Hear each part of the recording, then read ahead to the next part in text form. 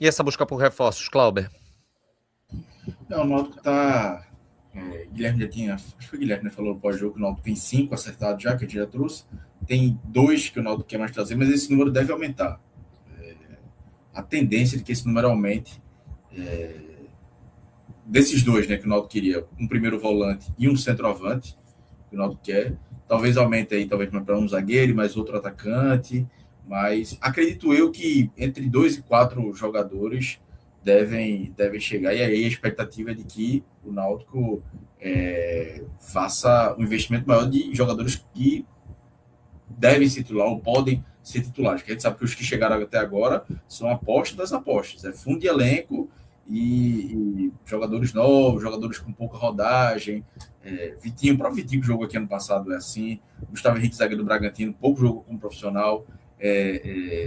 O Felipe Cardoso também, teve até uma passagem maior como profissional, mas também não tem uma grande regularidade. Então, o Náutico quer 2 a 4 reforços, mas assim, o mercado não está dos mais fáceis. A gente está até fazendo um exercício, eu e o João, procurando um centroavante na Série B, Série A, Série C, por exemplo, é difícil, assim. Você observar, obviamente que a gente não tem as informações de dentro do mercado, não sabe, sei lá, às vezes tem um cara que está à disposição num time, no Remo, sei lá, e a gente não sabe. Que a gente acha que o cara, que o grupo pode estar contando não está. Mas é um mercado difícil, mas que o Náutico sabe que tem que investir. E já é consenso. Já era, na verdade. Esses dois nomes, por exemplo, o primeiro volante e centroavante, já eram nomes que o Náutico queria trazer e antes mesmo de perder o título.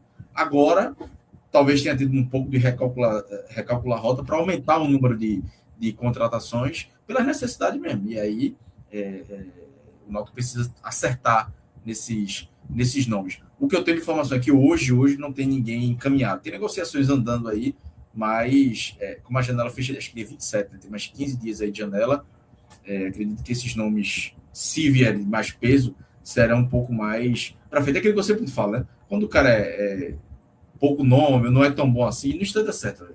Quando o jogador é de uma qualidade maior, é a negociação que se arrasta.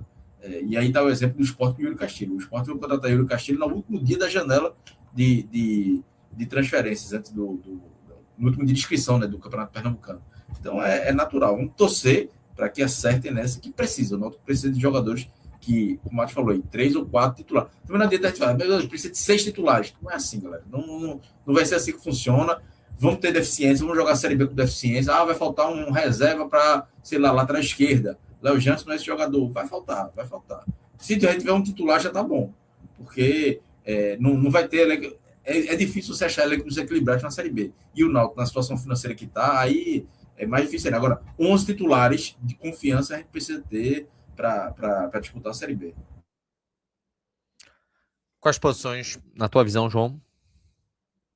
Assim, pegando já gancho no que o Cláudio falou, eu acho que a gente consegue elencar, sei lá, 5 posições. Eu acho que a gente consegue tranquilo, mas a gente tem que ir um pouquinho para a realidade, né? Eu acho que não vem 5 jogadores, mas se mantendo no número de 4 peças, 3, 4 peças, eu acho que o Náutico precisa muito de um zagueiro pela direita, um cara ali que vai jogar no lugar de Wanderson e Matheus Silva. Acho que o Náutico precisa de um volante, um cara com mais pegada, com mais saída de jogo do que a gente tem atualmente. Eu acho que o Náutico... volante, né, João? Ele não gosta de dizer primeiro, segundo, mas acho que é primeiro, né? Primeiro. Um ponta-direita, e aí eu ficaria na dúvida do ponta-direita, se eu priorizaria um ponta-direita ou um goleiro. Eu teria essa dúvida aí para se manter nos 4. E aí, um centroavante. Eu acho que são as peças aí que mais precisam. Eu teria essa dúvida. Se fosse para fechar em 4 reforços, eu teria a dúvida entre o goleiro e o ponta-direita. Mas eu acho que não foge muito dessas posições, não. Ponta-direita precisa. Todinho, só é acompanhar a live que você vai ver minha opinião sobre os jogos de Todinho. Não vem jogando bem. Só que é um cara que, historicamente, cresce na Série B. Se você pegar os números dele, Você vê que o número de gols aumenta, o número de assistências aumenta, não é muito cara de estadual. E isso pode ser, você pode se apegar um pouco a isso. Agora, goleiro também está sendo uma posição que vem me preocupando, muito por causa da saída de bola. Muriel, debaixo das traves, vem fazendo um papel bom. Na final, fez 2 boas defesas aí, que eu só fui reparar também muito nos melhores momentos. Mas, com a bola no pé, vem sendo temerário. E o Náutico joga com o goleiro tocando muito nessa bola com o pé. Então, talvez pudesse ser uma prioridade. Eu ficaria na dúvida entre goleiro e ponta direita. Mas eu acho que não foge muito disso não, Renato. Atos. Veja, eu sempre tenho uma lógica, principalmente quando você tem que enxertar a qualidade no time.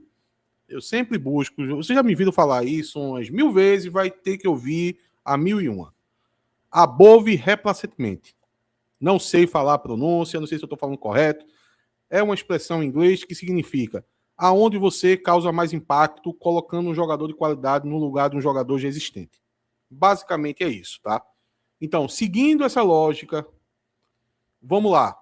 Se eu pegar um jogador que seja acima da média da Série B e colocar ele no lugar de outro jogador que está no time titular hoje, no esboço de time titular, aonde é que causa mais impacto? Por causa da natureza que é o futebol, tá? E seguindo também outro mantra que eu sempre levo, que Campeonato de Acesso, Série B, é goleiro e centroavante. Para mim, a posição que mais daria impacto nesse time é centroavante. Centroavante é a posição que... mas e zagueiro para direita? Eu sei. Veja, é um time que tem alguns bons buracos. E volante? Com certeza. Mas fosse se eu tivesse uma só, para mim, um centroavante de nível, um centroavante que tivesse a possibilidade de jogar 38 rodadas. 38 rodadas não, né? Modo de falar. Acima de 30 rodadas, um cara de arrasto, um cara físico, um cara que ajude sem a bola também, um cara que recebeu a bola no contra-ataque, consiga correr e finalizar bem, que infelizmente não é o caso do Paulo Sérgio. Paulo Sérgio é um cara de um chute de primeira. O Náutico vai ter um perfil de jogo que o Paulo Sérgio pode ser útil, mas jogo fora de casa, o Náutico não vai conseguir botar 6 jogadores na área adversária para poder Paulo Sérgio receber a bola de um toque. Então, seria centroavante. Seria a primeira opção aonde eu colocaria o maior investimento, até porque centroavante é a posição mais cara do futebol. Depois do centroavante, segundo essa minha lógica, para eu não cair em incoerência, seria goleiro, né? Só que aí tem um problema. Primeiro, goleiro. Geralmente, eles ficam muito fechados nos times que eles estão. Porque uma coisa é centroavante. Centroavante tem muito de fase, tem time que tem mais de um centroavante. O Operário tem 4, para vocês terem uma ideia. O Operário tem Mingote, que está machucado, tem Ailon, tem Pablo e tem Léo Gaúcho. Então, veja, você consegue ali pegar um jogador do Operário e tal. O Novo Horizontino tem vários também, tem jogador até que deve sair e tal. Então, o centroavante é um jogador que no mercado, mesmo no mercado com dificuldade, você consegue. Goleiro, e como o goleiro precisa de ritmo, qual seria um goleiro que não está jogando que a gente ia ficar satisfeito com ele e dizer, esse cara aí, ele é muito acima do Muriel. Veja o quão difícil é. Então, por essa dificuldade de goleiro, eu pularia a posição de goleiro e vinha para zagueiro. Atos. Oi. Anderson, reserva do reserva da Chapecoense. Não seria muito acima do Muriel, né? Anderson. Que o Náutico tentou antes de Gurusaiaga. Eu acho que é acima de Muriel, porque com o Anderson... Anderson já está com 30 anos, mas Anderson ainda entra a questão de potencial ainda. Impressionante como o Anderson escolheu ser reserva, né? Eu vejo 2. Eu vejo o Anderson e eu vejo o César, que era o goleiro do Avaí e está no banco do Novo Horizontino. Que é um cara que tem uma capacidadezinha ali de ser titular. Mas agora, não é fácil, não. Eu não sei se Anderson é bom com os pés, não. Tem isso também, viu? Porque não, mas ele é melhor que Muriel. Ele consegue jogar Ele soltou consegue- um pé, ele soltou uma. Ele deu um chute no jogo contra o Vasco, acho que foi no pé do jogador do Vasco, acho que fez o gol contra o Náutico. Mas ele consegue cobrar o tiro de meta depois da linha do meio de campo. Esse é o meu critério. O meu critério hoje para Muriel bate a bola vai esse. já voltando, né? A bola vai assim, voltando. Muriel bate o tiro de meta, o Náutico tem que estar preparado para o contra-ataque já. Olha, Porque vamos lá. Ó, ele não consegue tirar. o Robilson Farias, o Robilson, não sei. Bruno do Ceará, velho. Não, Bruno é um definitivamente jogador. Bruno é um jogador que ele é um kamikaze.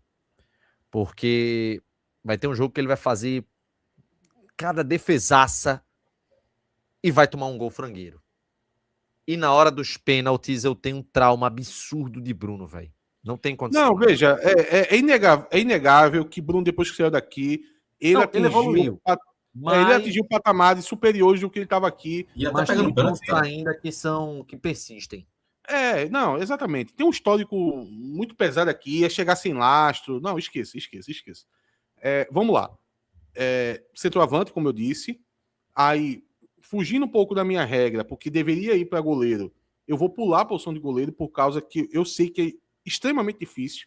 Na verdade, a opção que restaria para o Náutico, que eu não sei se o Náutico vai mais por esse caminho, porque já trouxe aí um goleiro, né? Seria trazer um goleiro jovem de muito potencial, tipo, sei lá, tem um jogador que estourou a idade, tem 22 anos e tá lá no banco do São Paulo. Ele é quarto goleiro do São Paulo, seria mais ou menos por aí. Mais ou menos como o Náutico trouxe o Lucas Perry. Então, eu acho que para goleiro, agora, já que a gente tem Muriel, seria nesse perfil.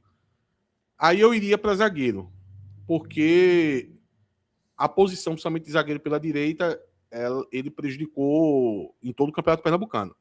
Inclusive, o que inicia todo o processo da grande derrota que a gente teve foi o que o Wanderson fez. O Wanderson jogou a bola na barriga de Gustavo Maia. Assim, é um passe... Não é mais do que um passe errado. Porque ele poderia errar aquele passe sem ter errado tanto. Era impossível ele acertar aquele passe, pô. Ele jogou a bola no meio do cara, pô. Não é que o jogador se esticou e pegou a bola no limite. Ele jogou a bola aquilo é treinado para quando o jogador adversário fechar a linha de passe, você virar o jogo para a esquerda. Ou seja, óbvio que, sem tirar uma linha da crítica de Hélio, mas, porra, é tomada decisão errada do jogador, porra. Foi a barriga do jogador, que é baixinho, tá? Foi o Gustavo Maia, né? Que é baixinho. Maia. E dá tempo de fazer isso. A bola pegou. E dá tempo de fazer essa virada que você falou, Chapo, porque... Chapo não, Clauber. Porque não é um jogador que estava atacando ele. Se você olhar o lance, Gustavo Maia, ele estica a perna e se põe numa posição que ele está travado no campo, pô. Ele não quer tomar a bola de Wanderson. Ele não está indo para cima de Wanderson. Ele só está fechando uma linha de passe. Se Wanderson para ali, Gustavo Maia tem que tomar uma decisão. Ou ficava ali travado ali, só fechando a linha de passe, ou nada acontecia. Aí, quando o Gustavo Maia fosse para cima dele, se tomasse essa decisão, aí, com a movimentação do jogador, até podia abrir de novo a janela para Arnaldo, para poder dar o passe. Ele se afobou, viu o jogador parado na frente dele e resolveu tocar em cima dele. Então, eu ia para a posição de zagueiro, tá? E depois eu ia para a posição de volante. Mesmo sabendo, mas quer dizer que não precisa de ponta? Precisa, velho. Não estou dizendo o contrário disso. Mas a minha ordem, no final das contas, seria essa. Centroavante, depois zagueiro, depois volante.